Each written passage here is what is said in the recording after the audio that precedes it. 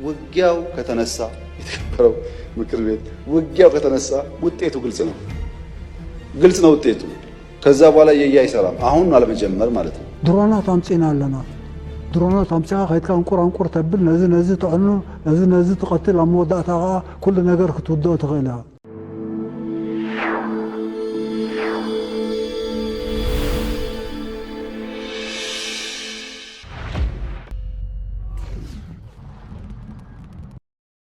የኢትዮጵያና የኤርትራ ባለስልጣናት የሚሰጧቸው መግለጫዎች፣ የሚያደርጓቸው ንግግሮች ወደ ጦርነት ሊያስገቧቸው በሚችሉ የቃላት ልውውጦች የታጀቡ ናቸው። ይህ ሁኔታ ታዲያ ዳግም የተቃቃሩት ኢትዮጵያና ኤርትራ ወደ ጦርነት እያመሩ ሆኖ የሚል ጥያቄን ካስነሳ ቆይቷል። የባህር በር የሌላት ኢትዮጵያ የቀይ ባህር ወደብ የማግኘት ጥያቄ ማቅረቧን ተከትሎ ጦርነት በማንኛውም ጊዜ ሊቀሰቀስ ይችላል የሚለው ስጋት እየጨመረ መጥቷል። የኢትዮጵያ ጠቅላይ ሚኒስትር አብይ አህመድ ለመጀመሪያ ጊዜ ይፋ የባህር በር ጉዳይ የህልውና ጉዳይ ነው ያሉት ከ2 ዓመታት በፊት በ2016 ዓ.ም ነበር። በቅርቡ ደግሞ የኢትዮጵያ መከላከያ ሰራዊት ጠቅላይ ኤታማዦር ሹም ፊልድ ማርሻል ብርሃኑ ጁላ ኢትዮጵያ በየትኛውም መልኩ የባህር በር ማግኘቷ እንደማይቀር ተናግረው ጦርነት ሊኖር እንደሚችል ማመላከታቸውም አይዘነጋም። በኤርትራ ስር ከሚገኙ ወደቦች አንዱ የሆነውና ለኢትዮጵያ በቅርብ ርቀት ላይ የሚገኘው የአሰብ ወደብ ከኢትዮጵያ ድንበር 60 ኪሎ ሜትር ብቻ የሚርቅ ነው። ኤርትራ ነጻነቷን ያወጀችው በ1985 ዓ.ም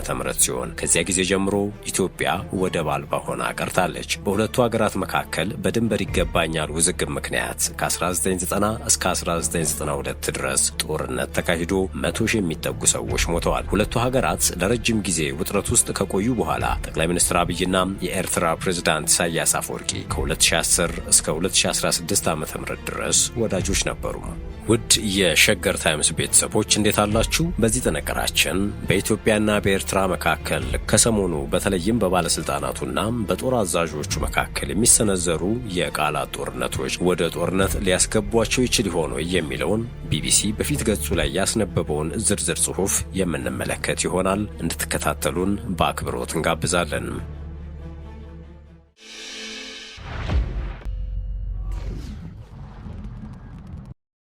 ኤርትራውያን ወንድሞቻችን ናቸው። ከነሱ ጋር ውጊያ አንፈልግም። ለኤርትራ መንግስት ያለ መልእክት አንደኛ ጥይት አስተላላፊ አትሆኑ፣ ሀገር ሁኑ።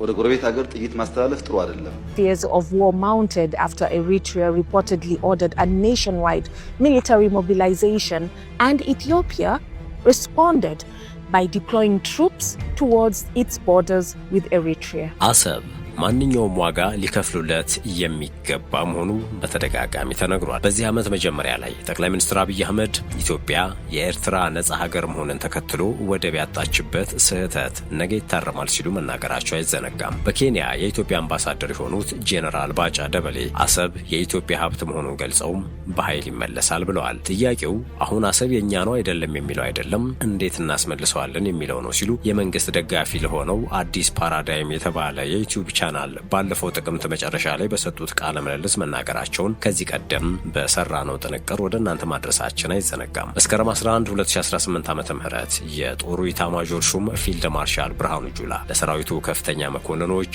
ኢትዮጵያን የባህር በር ያሳጡ ሀገራትን እንደሚወጉ ኤርትራን በተዘዋዋሪ በመጥቀስ ተናግረዋል። ህዝባችን አሁን 130 ሚሊዮን ነውና በሚቀጥሉት 25 ዓመታት 200 ሚሊዮን ይደርሳል። እንዴት ሆኖ የ2 ሚሊዮን ህዝብ ፍላጎት ኤርትራ ማለታቸው ነው የ200 ሚሊዮን ህዝብን ፍላጎት ይደፈጥጣል ሲሉ መስከረም 15 የተናገሩት የመከላከያ ኃይላችንን እናጠናክራለን፣ እድገታችንን እናፋጥናለን፣ የባህር በር ማግኘታችንንም እናረጋግጣለን በማለትም ጭምር። ባለፈው ዓመት ነሐሴ ወር መጨረሻ ላይ ደግሞ የወታደራዊ ዲፕሎማሲ ኃላፊ የሆኑት ሜጀር ጀነራል ተሾመ ገመቹ ኢትዮጵያ የአሰብ ወደብ ባለቤትነትን ሲያስረዱ ማንኛውም ዋጋ ሊከፈልለት የሚገባ ሲሉ ነው የገለጹት። አሰብ በቀይ ባህር ላይ ነው የሚገኘው። ለህልውናችን አስፈላጊ ሆነ ማንኛውንም ዋጋ ሊከፈልለት የሚገባ ነገር ሆኗል ነበር ያሉት ጄኔራሉ። የመከላከያ ምህንድስና ክፍል ኃላፊ የሆኑት ጄኔራል ደስታ ብቼ ከፍተኛ የወታደራዊ መኮንኖች በተሰበሰቡበት የቀይ ባህር ለማግኘት በየዕለቱ እየተቃረብን ነው ሲሉም ተናግረዋል። ይህንን ለማድረግ ማለትም የባህር በሩን ለማግኘት ተልእኮውን የሚሸከም አስተማማኝ ኃይል መገንባት አለብን። እናም ለዚህ ነው ዕለት በዕለት ወደዚያ እየተቃረብን ያለ ነው ያሉት። እዚህ ላይ የኤርትራ ጦር ኢትዮጵያን ማስጠንቀቁን በተመለከተም አንዳንድ ጉዳዮችን ልናነሳ ይገባል። ከኢትዮጵያ ከኢትዮጵያ ወገን በቀይ ባህር የባህር በር የማግኘት ፍላጎት በተደጋጋሚ ቢሰማም የኤርትራ መንግስት ምላሽ ግን የማስታወቂያ ሚኒስትሩ የማነ ገብረ መስቀል በኤክስ ገጻቸው ላይ በሚለጥፉት አጭር መልእክት የተወሰነ ነው። ኢትዮጵያ የባህር በር ለማግኘት የምታቀርበውን ጥያቄ አደገኛ ነው በማለት ውድቅ ያደረጉት ሚኒስትሩ የድንበር መንጠቅ መርዛማ አጀንዳ ሲሉ ኮንነውታል። መስከረም 6 2018 ዓ.ም ሚኒስትሩም የኢትዮጵያን እርምጃ ግልጽ የሆነ ጥቃት በማለት ለኢትዮጵያና ለጎረቤቶቿ ጦስ እንደሚኖሩ አስጠንቅቀው ሊታለፍ የማይገባው ቀይ መስመር መሆኑን ገልጸዋል። ብዙም ሲናገር የማይደመጠው የኤርትራ መከላከያ ህዳር ወር መጀመሪያ ላይ የኢትዮጵያ መሪዎች ህዝቡን ወደ ጦርነት አዘቅት መጎተትን እንዲያቆሙ ማስጠንቀቁ የሚታወቅ ነው። ጦሩ አክሎም ቀይ መስመሩን የሚያልፍ ማንኛውም አካል ለመማር ዳግም ዕድል የማይሰጥ አዘቅት ውስጥ ራሱን እየከተተ ነው ሲል አስጠንቅቋል።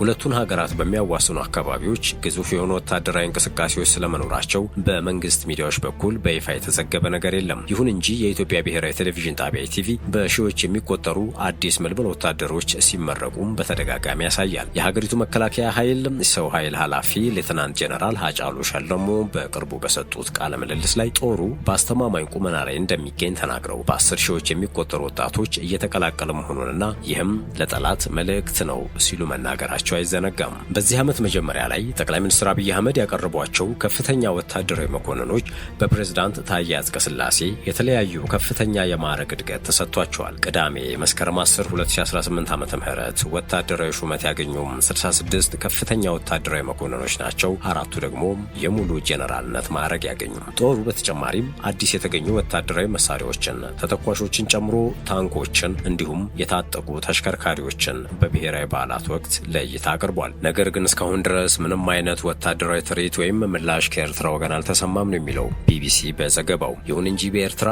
አሁንም በሺዎች የሚቆጠሩ ወጣት ወንዶችና ሴቶች የሚሰለጥኑበት የብሔራዊ አገልግሎት እንደቀጠለ ነው። ጥቅምት 5 2018 ዓ.ም የኤርትራ መንግስት ተቋሚ የሆነው አሰና ቲቪ የኤርትራ መንግስት በሰራዊቱ ላይ የእንቅስቃሴ ገደብ በመጣል ባሉበት ምድብ እንዲቆዩ መታዘዛቸውን ዘግቧል። የኤርትራ ምንጮች ለሀገሪቱ መከላከያ ኃይል አባላት በምድባቸው ውስጥ እንዲቆዩም ጥብቅ መመሪያ መተላለፉን ነግረውናል ነው የሚለው። የኢትዮጵያ ብሔራዊ መገናኛ ብዙሃን የመንግስት ፕሮፓጋንዳን በማስተጋባት ኢትዮጵያ የባህር በር ያጣችው ፍትሐዊ ባልሆነ መንገድ መሆኑንና መመለሱ የጊዜ ጉዳይ መሆኑን እየዘገቡ ነው የሚለው የቢቢሲ መረጃ የኢቲቪ የዜና ሽፋኖች የኢትዮጵያ የቀይ ባህርን ወደብ ፍትሐዊ ባልሆነ መንገድ ማጣቷን በሚገልጹና ዳግም መልሶ የማግኘት ጉዳይ ላይ በሚሰጡ አስተያየቶች የታጀቡ መሆናቸውን ያነሳል። ኢቲቪ አዳዲስ የሚመረቁ ወታደሮችን ከማሳየት ባሻገር ከግድቡ ወደ ወደቡ አሰብ የኢትዮጵያ ነው የሚል መፈክር የያዙ ሰልፈኞችንም ሲያቀርብ እንደነበር ዘገባው ያስታውሳል። የሀገር ውስጥ መገናኛ ብዙሃን በባህር በር ጉዳይ ያለውን አቋም የሚያሰራጩ አክቲቪስቶችን በበይነመረብ ላይ ማሰማራቱን ይገልጻሉ ይላል መረጃው። የነዚህ በማህበራዊ መገናኛ ብዙሃን ላይ የተሰማሩም ዲጂታል አርሚ ተብለው የሚጠሩ አክቲቪስቶች ቁጥር 60 ሺህ እንደሚደርስም ተዘግቧል። የኤርትራ ብሔራዊ መገናኛ ብዙሃን በተለይ ደግሞ ኤሪቲቪ የተሰኘው ቻናል ኢትዮጵያን ከ10 ዓመታት በፊት የተፈታኑ ጉዳይ ዳግም በማንሳት ዓለምን እያሳሳተች ነው በማለት የሚወነጅሉ ርዕሰ አንቀጾችንና አስተያየቶችን ነው የሚያቀርበው። ጥቅምት 1 2018 ዓ.ም የቀረበ ርዕሰ አንቀጽ የኢትዮጵያ መንግስት ለአንዴና ለመጨረሻ ጊዜ ህጋዊ በሆነ መልኩ የተፈታን ጉዳይ በመቀስቀስ በሁለቱ ሀገራት መካከል ጦርነት ለመጫር እየሞከረ ነው ሲል ይወነጅላል። የማስታወቂያ ሚኒስቴር ርዕሰ አንቀጽ ቦርድ ኤርትራ ለኢትዮጵያ ተግዳሮቶች ተጠያቂ አትሆንም ሲል ጽፏል። ኢትዮጵያ የአሰብ ወደብ ባለቤትነት ጥያቄ ማንሳቷን ተከትሎ ከዚህ በፊት የኤርትራ መንግስትን በመቃወም የሚታወቁ መገናኛ ብዙሃን ድምጸታቸውን እንዲቀይሩ አድርጓል። መቀመጫውን ዩናይትድ ኪንግደም ያደረገው አሰና ቲቪ አጠቃላይ ተመልካቹንና ኤርትራውያንን የፖለቲካ ልዩነቶቻቸውን ወደ ጎን በመተው ከኤርትራ ጎን እንዲቆሙ ጥሪ አቅርቧል። መቀመጫውን ፓሪስ ያደረገውን በተቃውሞ የሚታወቀው ሬዲዮ አረና በበኩሉ የኢትዮጵያን መግለጫዎች ጠባጫሪ በማለት በመኮነን ወንጅሏል። በ2016 ዓ.ም የትግራይ ጦርነት ማብቃት አገሪቱ ከአውዳሚ ጦርነት እፎይታ ያገኘች ቢመስላትም መንግስት በኦሮሚያና በአማራ ክልሎች ከታጣቂዎች ጋር የሚያደርገው ውጊያ አሁንም ዋጋ እያስከፈለው ነው። ይህ በእንዲህ እንዳለም አሁንም በትግራይ በህወሓትና በፌዴራል መንግስቱ መካከል የ2 ዓመቱን ጦርነት ያስቆመው የፕሪቶሪያ ስምምነት ሙሉ በሙሉ አልተተገበረም በሚል ውጥረት ነግሷል። ህዳር 5 2018 ዓ.ም የአፋር ክልል የትግራይ ኃይሎች በወረዳው ቶንሳ ቀበሌ ላይ በከፈቱት ጥቃት ወደ 15 ኪሎ ሜትር ዘልቀው መግባታቸውንና 6 መንደሮችን መቆጣጠራቸውን በመግለጽ ከሷል። የትግራይ ክልል ሰላምና ጸጥታ ቢሮ በበኩሉ የከፈትነው ጥቃትም ሆነ የተቆጣጠርነው መሬት የለም ሲል ውንጀላውን አስተባብሏል። ህዳር 7 2018 ዓ.ም ደግሞ ህወሓት የፌዴራል መንግስቱ በአፋር ድንበር አካባቢ በሰው አልባ አውሮፕላን ጥቃት መሰንዘሩን በመግለጽ ተዋጊዎቹና ሰላማዊ ሰዎች መገደላቸውን አስታውቋል። በህወሓትና በፌዴራል መንግስቱ መካከል ጦርነት የሚቀሰቀስ ከሆነ በኢትዮጵያና በኤርትራ መካከል ጦርነት የመቀስቀስ እድሉ የሰፋ እንደሆነ ነው ዘገባው የሚያትተው። አዲስ አበባ ኤርትራ የኢትዮጵያ መንግስትን ተቃውሞ ነፍጥ ያነሱ ኃይሎችን ትደግፋለች ሲል ይከሳል። የተከበራችሁ የሸገር ታይምስ ቤተሰቦች ለአሁኑ የያዝነው ጥንቅራችን ያደመጣችሁትን ይመስል ነበር። ስለተከታተላችሁን ከልብ እናመሰግናለን። በያላችሁበት ሰናይ ጊዜ።